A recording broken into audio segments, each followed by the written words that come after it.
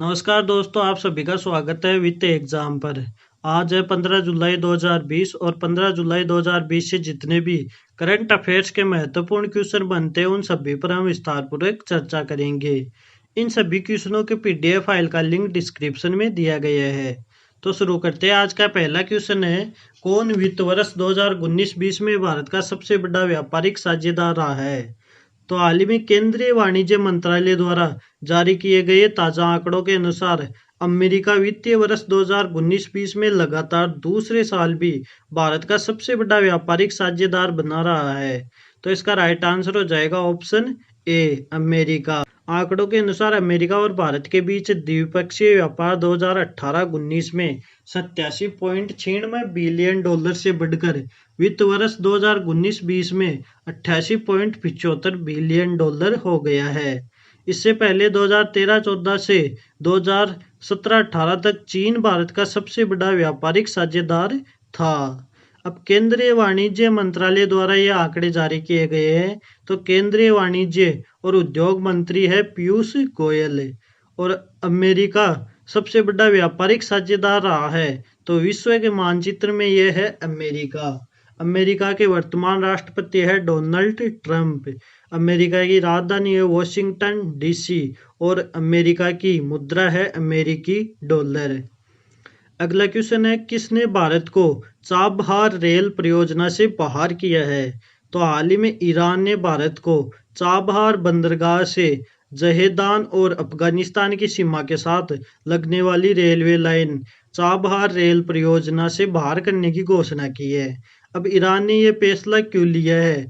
तो ईरान सरकार ने भारत को परियोजना से हटाने का फैसला पैसा देने और परियोजना को शुरू करने में हो रही देरी को बताया है।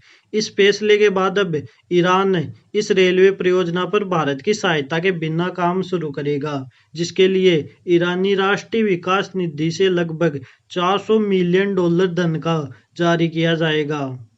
भारत और ईरान द्वारा साल 2016 में चाबहार बंदरगाह से जेहदान तक रेल लाइन का निर्माण करने के लिए एक समझौते पर हस्ताक्षर किए गए थे। अब ईरान ने इस परियोजना से भारत को बाहर किया है। तो ईरान के वर्तमान राष्ट्रपति है हसन रूहानी। ईरान की राजधानी है तेहरान और ईरान की मुद्रा है ईरानियन रियाल। अगला क्वेश्चन है, किसे पोलैंड का राष्ट्रपति चुना गया है? तो हाल ही में अंद्रेज डुडा को एक बार फिर से पोलैंड का राष्ट्रपति चुना गया है।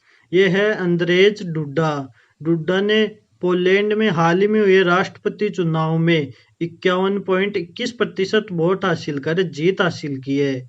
इस चुनाव में उन्हें विपक्षी उम्मीदवार लिबरल वारसा मेयर रफाल को हराकर जिन्हें 48.79% वोट मिले थे। राष्ट्रपति चुनाव में अंद्रेज डुडा की जीत उनकी रूढ़िवादी लॉ एंड जस्टिस पार्टी द्वारा 3 साल के निर्बंध शासन को सुनिश्चित करेगी। अब पोलैंड का राष्ट्रपति चुना गया है। तो पोलैंड की राजधानी है वारसा और पोलैंड की मुद्रा है पोलिश जलाटी। अगला क्वेश्चन है, कहाँ पर रोको टोको अभियान शुरू किया जा रहा है? तो हाल ही में मध्य प्रदेश सरकार ने रोको टोको नामक एक विशेष अभियान शुरू करने की योजना बना रही है। तो इसका राइट आंसर हो जाएगा ऑप्शन सी, मध्य प्रदेश। इसके तहत राज्य सरकार उन लोगों को मास्क बांटेगी जो सार्वजनिक स्थानों पर मास्क नहीं पहनते हैं, क्योंकि राज्य में सभी सार्वजनिक स्थानों पर मास्क पहनना अनिवार्य है। अब जिला कलेक्टर द्वारा चुने गए स्वैच्छिक संगठनों द्वारा मास्क बांटने का कार्य किया जाएगा। अब मध्य प्रदेश से यह अभियान शुरू करेगा। तो भारत के मानचित्र में यह है मध्य प्रदेश। मध्य प्रदेश के वर्तमान मुख्यमंत्री है शिवराज सिंह चौहान और वर्तमान राज्यपाल है आनंदीबेन पटेल। मध्य प्रदेश की राजधानी है भोपाल। अगला क्वेश्चन है, किसको साल 2020 के वॉन करमन पुरस्कार से सम्मानित किया जाएगा? तो भारतीय अंतरिक्ष अनुसंधान संगठन इसरो के प्रमुख के सिवन को IAA international academy of astronautics के वॉन करमन पुरस्कार 2020 के लिए चुना गया है। तो इसका राइट आंसर हो जाएगा ऑप्शन ए, के सिवन। यह है के सिवन। वॉन करमन पुरस्कार को IAA के सर्वोच्च सम्मान के रूप में जाना जाता है। डॉक्टर के सिवन को मार्च 2021 में पेरिस फ्रांस में इस पुरस्कार से सम्मानित किया जाएगा। वॉन करमन पुरस्कार की शुरुआत 1982 में की गई थी और यह अकादमी का प्रमुख पुरस्कार है। अब यह पुरस्कार आईएए के द्वारा दिया जाता है। तो आईएए के संस्थापक है डॉक्टर थियोडोर वॉन करमन और आईएए का मुख्यालय है पेरिस, फ्रांस में। अगला क्वेश्चन है, किसको एलाइट एक्सीलेंस अवार्ड 2020 से सम्मानित किया गया है? तो हाल ही में छत्तीसगढ़ को एलाइट एक्सीलेंस अवार्ड 2020 से सम्मानित किया गया है। तो इसका राइट आंसर हो जाएगा ऑप्शन बी। अब इस अवार्ड से छत्तीसगढ़ को क्यों सम्मानित किया गया है? तो छत्तीसगढ़ सरकार की महत्वाकांक्षी सुराजी गांव योजना और अन्य प्रमुख योजनाओं की निगरानी के लिए बनाई गई मुख्यमंत्री दर्पण वेबसाइट और मोबाइल ऐप को राष्ट्रीय स्तर पर एलाइट एक्सीलेंस अवार्ड 2020 से सम्मानित किया गया है। अब छत्तीसगढ़ को यह सम्मान डिजिटल इंडिया पहल के तहत देश की प्रतिष्ठित आईटी संस्थान एलिट्स टेक्नोमीडिया नई दिल्ली द्वारा प्रदान किया गया है। अब छत्तीसगढ़ को यह अवार्ड प्रदान किया गया है। तो भारत के मानचित्र में यह है छत्तीसगढ़। छत्तीसगढ़ के सीएम है भूपेश बघेल और छत्तीसगढ़ के वर्तमान राज्यपाल है अनुसुईया आइके और छत्तीसगढ़ की राजधानी है रायपुर। अगला क्वेश्चन है, किसको पॉल हैरिस फेलो सम्मान से सम्मानित किया गया है? तो हाल ही में तमिलनाडु के मुख्यमंत्री के पलानीस्वामी को शिकागो के rotary foundation of rotary international द्वारा पॉल हैरिस फेलो सम्मान से सम्मानित किया है। तो इसका राइट आंसर हो जाएगा ऑप्शन सी, के पलानीस्वामी। इस सम्मान से सम्मानित किए जाने वाले व्यक्ति को एक लेपल पिन के साथ एक प्रमाण पत्र दिया जाएगा, साथ ही वो पॉल हैरिस फेलो पदक का भी पात्र बन जाता है।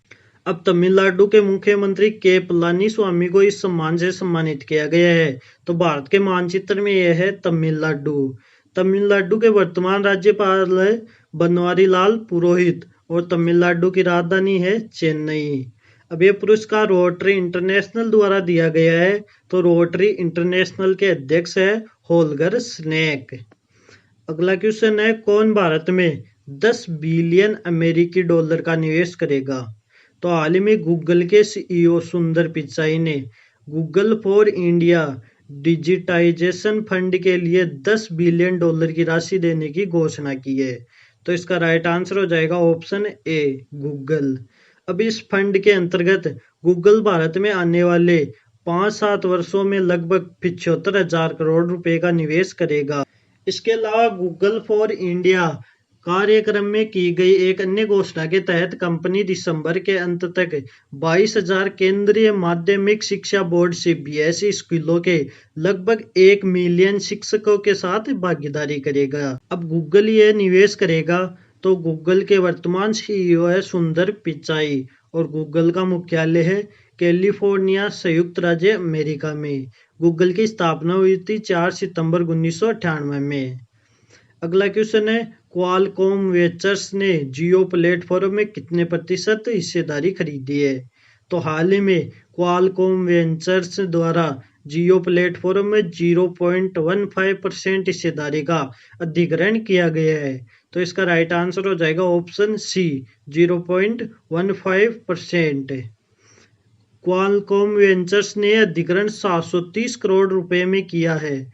Jio platform limited Reliance industries limited की एक सहायक कंपनी है जो डिजिटल एप्लीकेशन रन करती है और प्रौद्योगिकी से संबंधित इकाइयों में निवेश को नियंत्रित करती है। क्वालकॉम वेंचर्स क्वालकॉम का एक वैश्विक फंड है जो 5G, artificial intelligence, AI, internet of things, IoT, automotive networking के साथ साथ उद्यम जैसे विभिन्न क्षेत्रों में वायरलेस पारिस्थितिकी तंत्र की अग्रणी कंपनियों में निवेश करता है। अब क्वालकॉम ने यह निवेश किया है। तो क्वालकॉम के मुख्य कार्यकारी अधिकारी यानी सीईओ है स्टीव मेलेनकोप। अगला क्वेश्चन है, वीजा ने वीजा सिक्योर प्रोग्राम लॉन्च करने के लिए किस बैंक से साझेदारी की है? तो हाल ही में विश्व में पेमेंट टेक्नोलॉजी में सबसे आगे वीजा ने फेडरल बैंक के साथ बैंक के कार्ड धारकों के लिए वीजा सिक्योर प्रोग्राम शुरू करने के लिए समझौता किया है। तो इसका राइट आंसर हो जाएगा option B, Federal Bank. Visa secure एक आधुनिक तकनीक है जो उपभोक्ताओं को त्वरित और स्वाइप रहित चेकआउट अनुभव प्रदान। वीजा सिक्योर एक ग्लोबल ऑथेंटिकेशन प्रोग्राम है जो EMVC 3DS यानी 3D सिक्योर 2.0 प्रोटोकॉल पर तैयार किया गया है। यह तकनीक उपभोक्ताओं को मोबाइल, वेब, इन ऐप और कनेक्टेड डिवाइस जैसे कई भुगतान माध्यमों से आसान और अधिक सुसंगत उपयोगकर्ता अनुभव प्रदान करेंगी।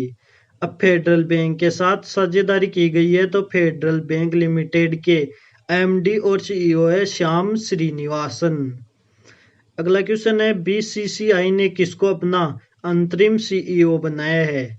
तो हाल ही में BCCI यानी भारतीय क्रिकेट कंट्रोल बोर्ड द्वारा हेमांग अमीन को अपना अंतरिम मुख्य कार्यकारी अधिकारी CEO नियुक्त किया गया है।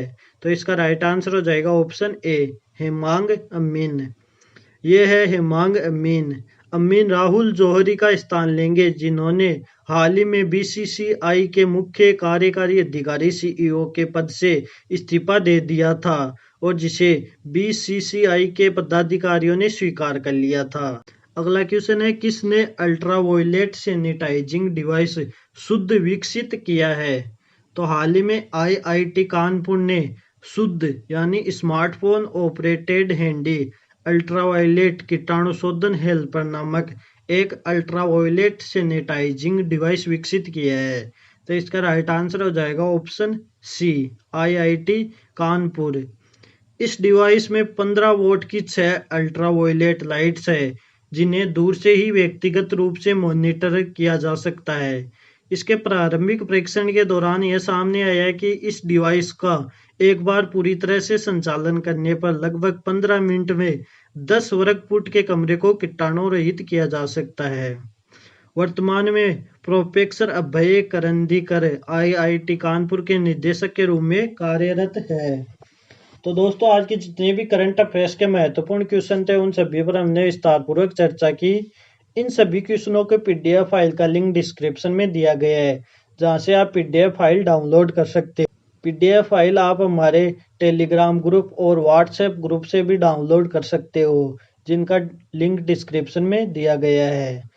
अगर आपको हमारा वीडियो जरा सा भी हेल्पफुल लगता है तो वीडियो को लाइक जरूर करें और चैनल पर पहली बार आए हो तो चैनल को सब्सक्राइब करना ना भूलें।